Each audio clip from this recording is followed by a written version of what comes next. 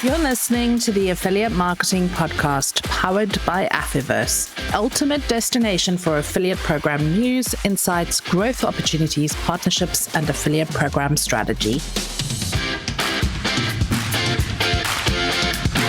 Welcome to this very special Christmas Day edition of the podcast and the summary of the highlights of the episodes that we've shared with you in season 23 of the Affiliate Marketing Podcast. If you're celebrating the season of giving and receiving along with your family and friends, we want to wish you all the very best of the season's greetings and a happy and healthy start to your new year. Throughout this season, we dive really deep into the engines behind impactful content. We question the role of SEO and the new algorithms in a world that still craves human connection. And we spotlighted the evolution of affiliate marketing from community-driven growth to loyalty-first strategies and consumer discovery beyond the usual channels with the advent of AI search and zero-click purchases. We also stretched our thinking towards what's next, talking about examples of AI and agentic systems, structures and workflows, and the new wave of performance models reshaping affiliate partnerships today. In this episode, it's a moment to look back on all that we've shared in this past season and appreciate how far we've come together this year. We want to celebrate the insights we've gathered along the way, the things that we've been inspired by every guest, every story, and every lesson that we uncovered this term. For now, grab a cup of something warm, settle in, and enjoy your Christmas Day special as we wind up the season that's passed and get you ready for an even bigger one ahead. On the season opener, I sat down with Saurabh Singh, co-founder and CEO of Flixtree and Zanopi.ai, to unpack a counterintuitive truth reshaping digital marketing. The most successful brands fuel their growth by publishing 6 educational content pieces for every one promotional one. Drawing on data from hundreds of thousands of campaigns and an AI engine that's produced tens of thousands of videos, Saurabh revealed why educational content consistently outperforms sales-driven posts, how trust has become the new currency in affiliate marketing, and why most brands are still getting the balance wrong. Showing what truly stops the scroll, how creators can regain authenticity amid AI saturation, and how smarter content systems can transform results for affiliate managers, brands, and creators alike. In this short clip, Saurabh explains the 2 content pillars and why they are successful in content posting and engaging with your audience. So I conduct this masterclass across the globe almost on a weekly basis where I teach the attendees how they can connect with their audience and build a community that trusts them and buys anything that they want to sell to them, right? Be it affiliate marketers, e-commerce brands, or whatever. And this is something that we have come up after studying hundreds and thousands of successful brands who are doing it correctly. Yeah. So we have divided the content pillars into 2 categories. One is thought leadership content. Be it authority posts or authority reels, as you want to call it. The thought leadership content does not make the content creator talk more about them. It is more educational in nature, right? They teach their audience something that their audience already did not know. Yeah. I give an example. One kind of content that really works well is 5 myths that you did not know or that you thought were true in this industry. Maybe 3 mind-blowing facts that is going to blow your mind about your industry. Do's and don'ts, some secrets your sellers don't want you to know, and put your content. These are basically hooks that makes your customers stop scrolling and start watching what you have to tell them. And it's very easy to create because about your industry, of course, you know it a lot, and you just divide it into 3 tips that you should do before buying this product, or 5 mistakes you should never do before buying this product. So some of those hooks works wonders, and it creates you as a thought leader in your industry very naturally, very organically, without you putting an effort. One idea in a content piece at a time, and that becomes. The second kind of category, or the content that brands love posting, I have seen, and they post that tons of it, is very inward looking. Which is more about, and very important also, of course, by the way, but still it's inward looking. For example, stock clearance sales, offers, Black Friday sales, content about their product catalog, festival bonanza, new launches, and tons of them, right? What we have realized, the second category, which actually e-commerce brands and affiliate marketers post the most, needs to be put the least. Next up, I welcomed Florin Simovici, CEO of Traffic Manager and author of one of the industry's most definitive guides to affiliate program management. It's as thick as a brick, and you could do some pretty serious damage if you drop that on your toe. With over 15 years of hands-on experience across multiple industries, Florin broke down the real mechanics of building a scalable, sustainable affiliate program. He explained why most networks stall before they ever hit momentum, how a small percentage of partners consistently drive the majority of revenue, and the operational shifts that teams must take to stay competitive. From fixing onboarding flaws that cripple growth to understanding the transformative impact that AI will have on this industry, this episode offered a really clear strategic insight for affiliate managers at every level. In any business, you need to be ready to pivot. Don't remain attached to the past. The past is the past. What worked in the past could work in the future, maybe not that good. But if you have in front of you some signs, some evidence that the world is changing, embrace that. Here it's a lot about the mindset, in my opinion. So many people or many business owners that don't have the right mindset are falling into this trap. I did as well in the past. There's some other ways that I missed, to be honest. And this is what I learned. You need to be ready to pivot, and maybe you will fail a few times. That's fine. Failure is not, in my opinion, it's a way to learn, to become better, to improve yourself. Try to control the losses or damage control. Must be always a priority, but you need to be able to assign a small percentage of your resources at least to this new thing. And I will give you an example.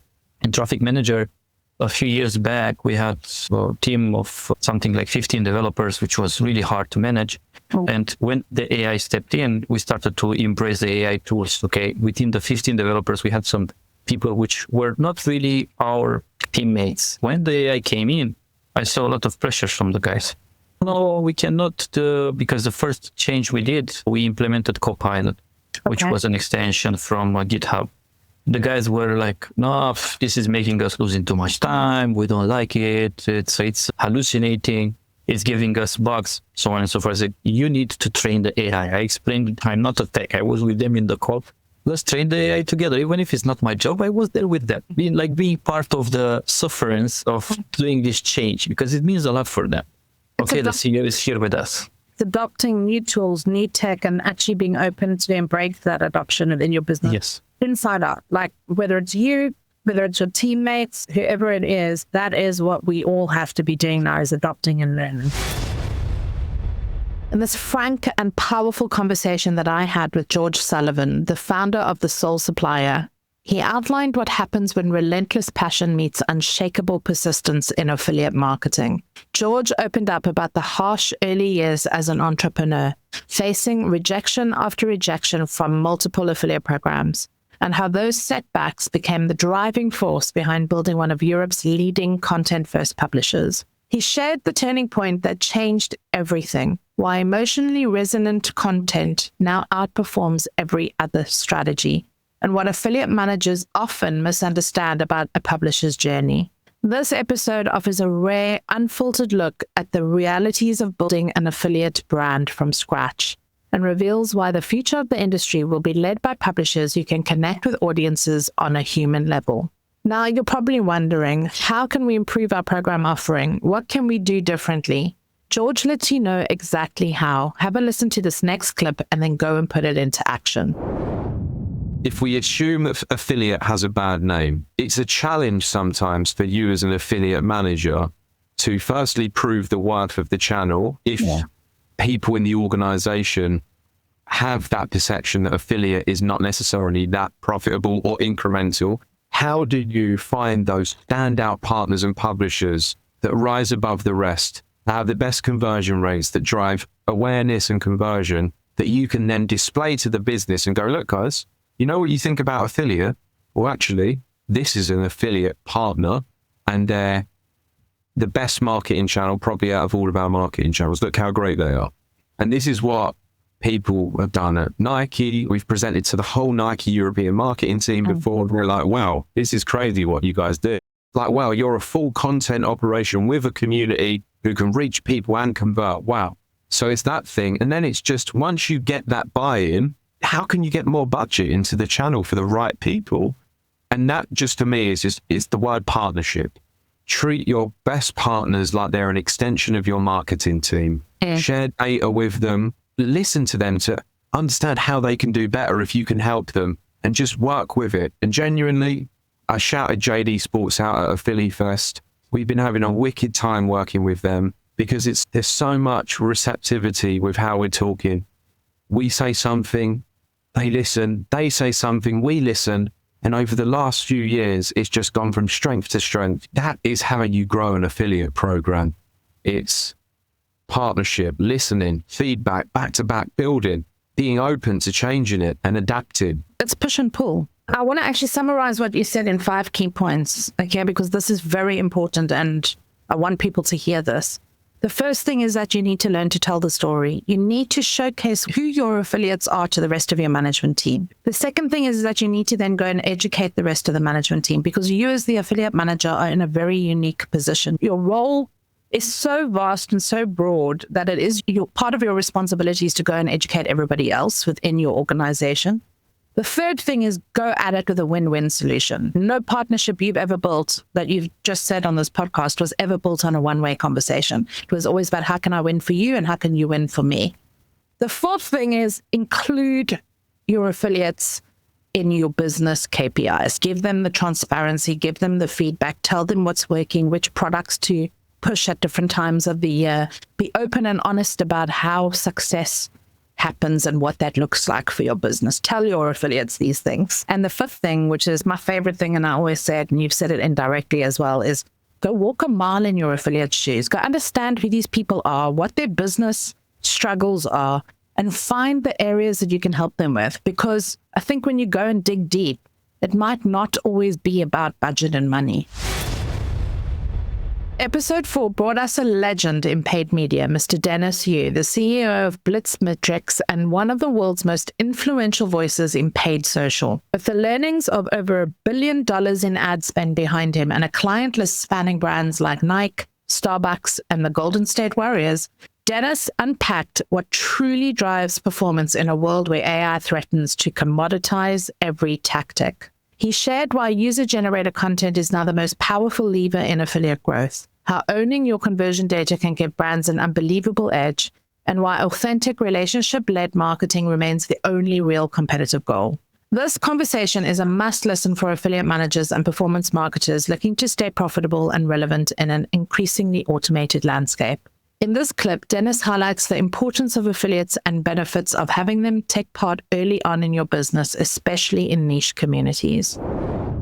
Where do you think the future of affiliate marketing is headed, and what types of affiliates should affiliate managers be doubling down on to augment what their own company is doing with direct? What I've been saying for years, Leanne, is that when you don't have a strong team or you don't have the resources, you can't hire it, it's good initially to start out with affiliates, because you can reach different audiences, because all these different affiliates cover different segments. This girl's got a big mom site and a big mom email list. You want to reach the moms for your product, whatever it might be. And this other guy's really good at Google ads. And this, I get it. Like, that's the appeal of having these affiliates where you can't afford to have your own team.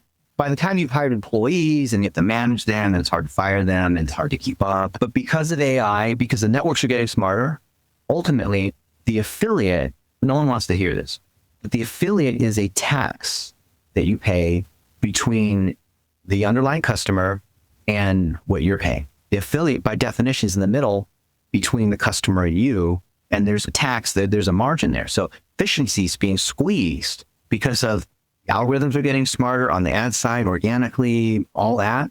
So what can an affiliate do that has unique value that the brand can't do, that the networks that manage the ad systems and whatnot can't do, that Google or ChatGPT can't do?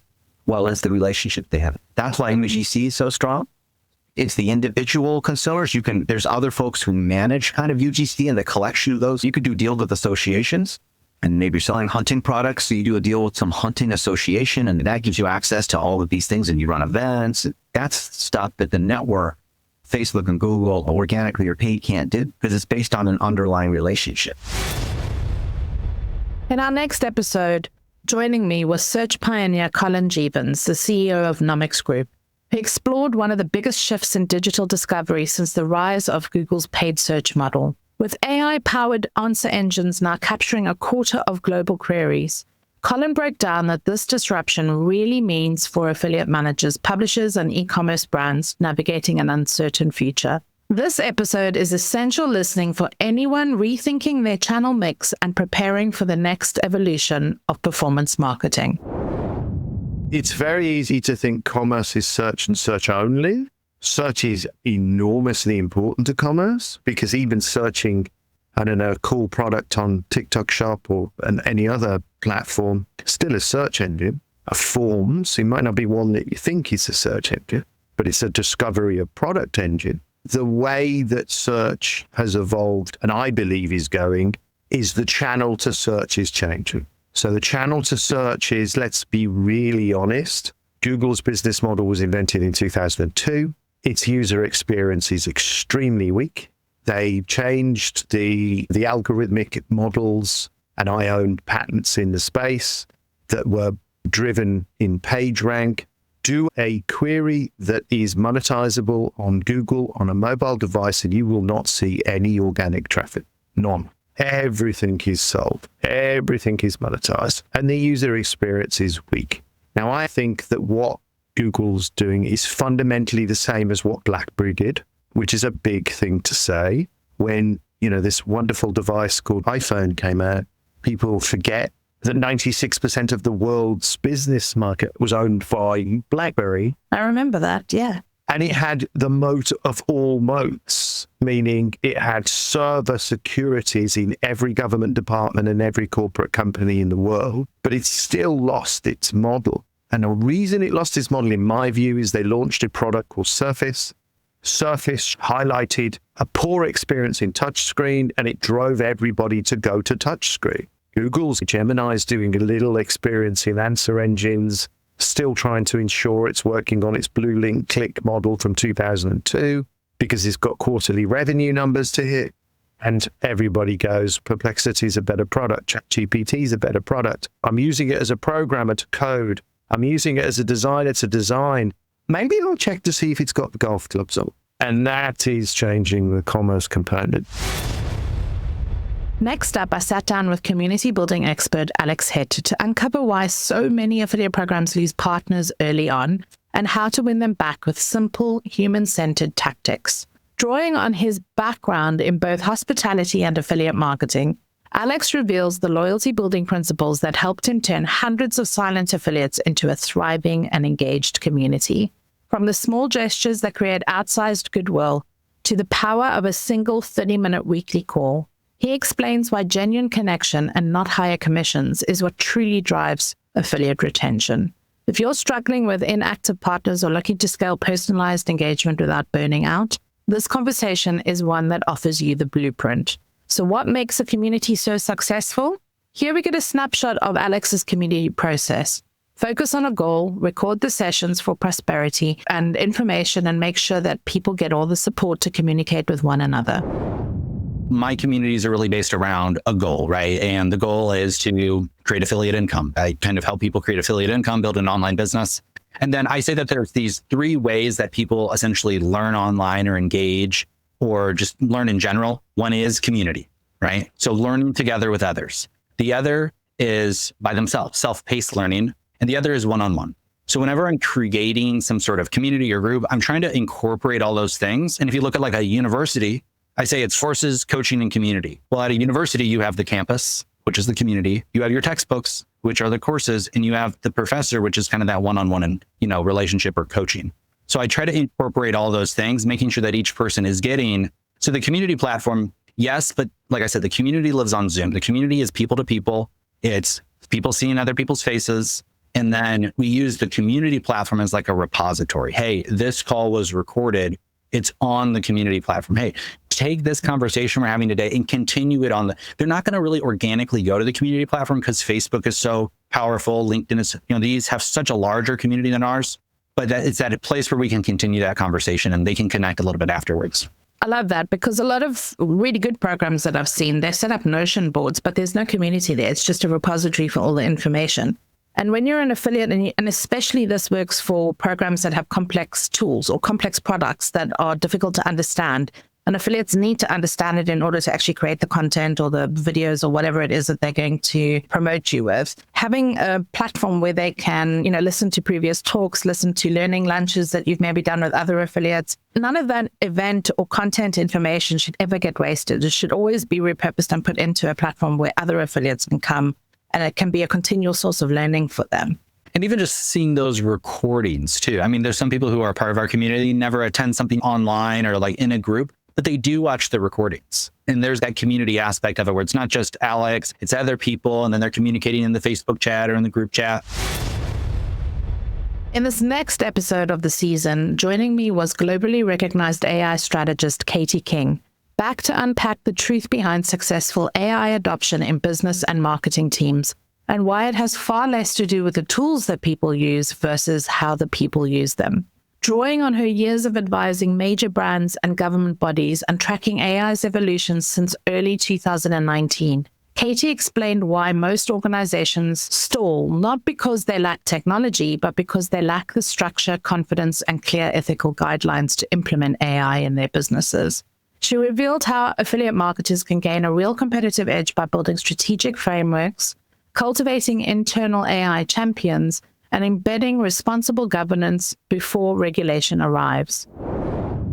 Do you start with customer support, or do you start with BI and intelligence? Where do you actually begin the journey of integrating AI? You begin where the biggest opportunities are. You begin by analyzing your business, its competitive environment, what your goals are. You then do some proofs of concept, some small iterations by creating a group of AI champions pulled from CX and marketing and selling and so on. And you meet weekly and you work out, where are the biggest wins going to come from? Where are we going to generate more income? Where are we going to save costs? So I think there's no kind of cookie cutter answer to that for everyone. It really depends on business goals. What is the biggest gap that you've seen then till now? Because, okay, the AI language models, they can process faster, they can do a lot more. But what's the key thing that you think is going to tip this forward and like really start to become part of the mainstream and not just early adoption? Absolutely. I think the biggest gap is that a lack at the moment, certainly has been for a little while, of the cohesive framework. And that's why you alluded to the frameworks. I created an AI playbook. I've created a scorecard. I've created like a standardized framework. So I think tools and frameworks and platforms and ways of working that guide different teams towards that kind of ethical and impactful adoption at scale. That's what we've not got. We've got loads of interest, loads of people dipping in personally and in their organizations, using ChatGPT, using Copilot, but not like really doing it in a strategic way, not even knowing that they've really got to come up with some incredible prompts. Many of them are just using it like a search engine. So I think that actually that strategic usage and that actual really getting some benefit from it beyond the way you might use Google. Next up, I welcomed XNES's affiliate team, a phenomenal pair of marketers who have scaled XNES's partner programs significantly over the past few years. Jana Ivanova and Nir Itter came on the mic to explore why sustainable affiliate growth isn't built on aggressive spend, but more about being patient, methodical, and keeping a human approach. Drawing from their journey scaling XNES from 18 to more than 100 countries, they revealed how daily payouts became their most powerful micro-trust signal for new partners and why understanding regional nuance is far more effective than attacking marketing with a broad brush. We talked about how emotional connection drives performance in emerging markets like LATAM. This conversation challenged the industry's obsession with rapid aggressive expansion, offering a really rare look at how long-term thinking, human-centric logic, and a smart team structure can accelerate global growth without sacrificing any of your credibility. What are the key inflection points that enabled this expressive growth? Because I think a lot of people listening to this podcast are looking to have that kind of growth. You guys have managed together to do that in a very short space of time. What are some of the key things that have allowed you to actually have that expansive growth so quickly? I think that first and foremost, we have a great product. I do get a lot of feedback from clients, from affiliates, from everyone in the industry that our product is good. So that's the basic part, the first step to a healthy affiliate offer. And then we started localizing, and then we found LATAM to be an emerging market. So we put a lot of efforts there, and that works very well. Yeah. Jana, what about from your perspective? What do you think were the big inflection points that made you grow so quickly? Because I remember speaking to you maybe 4 years ago, and the team wasn't as big as what it is now. That's really explosive growth in a short period of time. Yeah, so first of all, the whole company grew very fast at that point of time. So we expanded across all regions, to be honest. And one of the main focus was LATAM. It's a big piece, the big chunk of the market. And most progressive brands, they started to develop these markets as well. That's why we opened the office in one of the country there. We have a dedicated team, and it helped us to develop the market quite successfully. You mentioned localization. Everybody talks about that in marketing. If you want to get into a new market, you want to get your marketing strategy correct, they always talk about hiring local people on the ground, talking about localization. What are some of the things that you learned in that journey? Because often as marketers, we go, oh, we can just translate it and then it will work. But there's a lot of sort of inflection points, especially in LATAM being such a broad and long and wide market. Like what happens at the north of LATAM and the south of LATAM are completely different. So what are some of the things that you guys have learned on that marketing journey as you've grown your program exponentially in such a short space of time? Yeah, so first of all, the market is really huge, and it's very different from country to country, and each country has a unique culture nuances. And at Exness, we go beyond just the basic localization. To be honest, we focus more on the building trust and sense of community. For example, we launched our LATAM-specific social media channels for affiliate partners and worked with regional influencers and bloggers to create this engagement. What's really interesting and how much emotional connection matters in LATAM, because if you focus on this vibe, on this educational content performance, and if you feel the people and make it relevant to your audience, it brings a result. So you need to focus on these cultural nuances and specifics. This next episode with Ewan Finser cuts through the confusion surrounding AI search and shifting traffic patterns, offering a grounded look at what's actually happening beneath the chaos. Ewan, who has steered more than 100 websites through Google's volatility into the emerging AI-driven landscape, unpacked why platforms like Reddit are suddenly outranking traditional review sites, how zero-click searches are quietly creating new value for brands, and why YouTube may now be one of the most powerful assets in an affiliate manager's toolkit. At its core, this conversation revealed a reassuring but counterintuitive truth. The biggest disruptions often open the door to the biggest opportunities for those who are ready to adapt. The fragmentation of the user journey has become more obvious now as we head to the latter part of this year. And what is necessary is to work together to see where AI explosion is going to take us.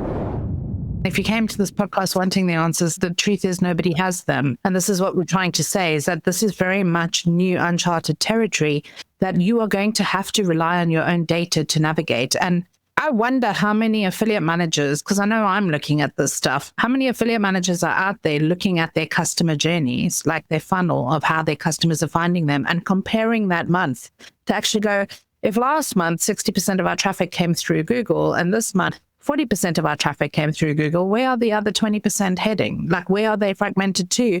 And do we have visibility in that search journey? Because as you heard, my search journey was completely different. And then eventually I just bought something on Amazon because I knew I would get it by Sunday, and it was on the Black Friday sale. That's what literally got me to buy this product. One thing more actionable that I'll take away, one thing that we're doing, we're actually partnering with affiliate agencies, and we're partnering with other people in the performance marketing space, because to represent this fragmentation, I think it requires breaking down these barriers and working together. We have like partnerships with different affiliate agencies. They're doing their thing, we're doing our thing. We're showing the value that we're providing to each other. We still generate clicks from our YouTube content, but we're optimizing our North Star's AI visibility. but we do have the byproduct is clicks. And on the same side for affiliate, the byproduct is AI visibility of the click-based work that they're doing. And so like we can help each other tell that story. So I think those partnerships are going to be key. And looking at a Venn diagram, if it was a coin toss and you could do a placement in Forbes or Good Housekeeping,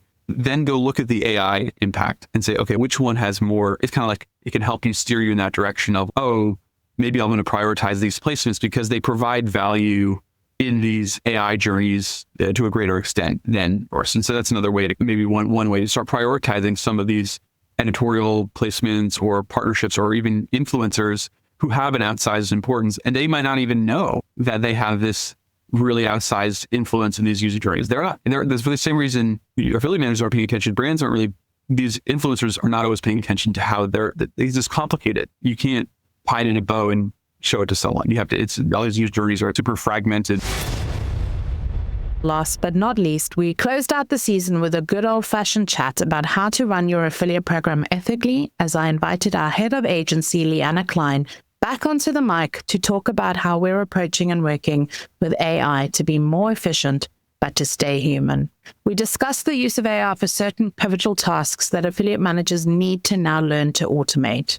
We talked about regulation impacts and precedents that are being set that could impact the way that you work with your partners who use AI, and how partners using AI may have to be managed in future. The fly on the wall conversation was one most people can benefit from, and we took to the mic to bring back humanistic management principles and consider how these things may change in the future as we see AI continue to evolve.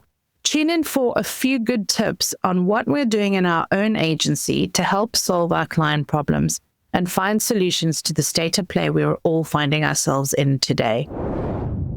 Anytime you can do one-to-one outreach, obviously that's going to be best. And you can still use AI to craft those outreach emails as well. If you take a look at each site, you understand who the partner is, you know what you want to talk to them about, you can still use AI to help you craft the content and try to create a good call to action, a hook for yourself when you're reaching out to them. So if you're doing one-to-one, if you are doing it a little bit more on scale, one thing that is quite helpful is breaking your partners down into groups. So not a ton of groups, but maybe 6 or 7 different main groups so that you can at least speak to those publisher types. So if you are looking to get more onto review sites, for example, you can craft an outreach email that says, hey, and you can even call it out if you want to in your own email. Yeah, I'm using AI to craft this outreach email. I'm trying to get a hold of as many review sites for this type of product as possible. If you're interested in having a one-to-one conversation, I would love to do that. Reach back to me here. That is the human element, right? That is about being ethical. It's about not trying to hide what you're doing, but trying to be open and honest about it. And I saw a thread on LinkedIn a couple of weeks ago where a brand manager had sent a lovely email that had obviously been crafted as an outreach mass mail email, but there was nothing wrong with the content. And this person called them out on LinkedIn to kind of like name and shame them. And I thought, one, how ugly. Like, why do you have to do that? They're trying their best just like you are. And then 2, I thought, hang on a minute, what's wrong with that? They're trying to do business. Like, everybody's on LinkedIn to connect with other people and to do business. So if you don't want to be connected to that person, unfollow them and then you won't receive any more content. So I just feel like the world has gone mad, like we're not being human with one another. And that brings us back to this whole what's ethical. Be honest about whether you're using AI. Be upfront about it, and it adds a little bit of humor into the outreach. And then if you are breaking your partners down into groups as you're reaching out, like maybe you're doing full recruitment and you have 4 different lists, the 4 different partner types that you're trying to contact, at least you can personalize it to that partner type. It also ensures that you're really vetting the list so that you don't have any of your competitors on there, because I see that quite often where affiliate managers will accidentally reach out to someone who is either absolutely not their target partner or is potentially a competitor of theirs. Because I've had those emails where they're actually asking me whether I need help with my affiliate program. And I'm thinking, I'm a competing agency to you. How on earth did I get onto your subscriber list? But it's because, my name is associated with affiliate marketing. So everybody thinks, oh, they must be, running a program. But yeah, having a human approach is being ethical. And that's a wrap for this incredible season and indeed for this year. I really hope that you've enjoyed listening to our podcast. I'd love to know your thoughts on how we're doing. So DM me on LinkedIn. It will be me that answers. And share what you're struggling with and want to know more about. And I'll be happy to find the right expert, practitioner, or consultant to get them on the mic and to help talk us through it. And because this industry never sleeps, neither do we. A brand new season is kicking off next week on New Year's Day, where I'll be sharing my thoughts on what the year ahead looks like, what you can expect here at Affiverse, and give you a sneak peek of what's coming up in our podcast next season. You'll really not want to miss this. We'll be diving into bold predictions for the new year, fresh topics, and conversations that push the boundaries of where affiliate and performance marketing are headed. I want to take the time now to wish you all a very happy Christmas and the best of the season's greetings to you and yours. Thank you for tuning in each week, for turning up and being part of our community throughout the year. We really appreciate your time and your support. Bye for now. I'm spending so many hours at my desk and I'm not seeing results. What am I doing wrong? That's one of the smartest questions you can ask. Listen to the Affiliate Marketing Podcast for a start, and go to affiversemedia.com for all the support, optimizations, and inspiration you'll ever need to scale your affiliate program to the stars. What's that website again? affiversemedia.com. affiversemedia.com. affiversemedia.com.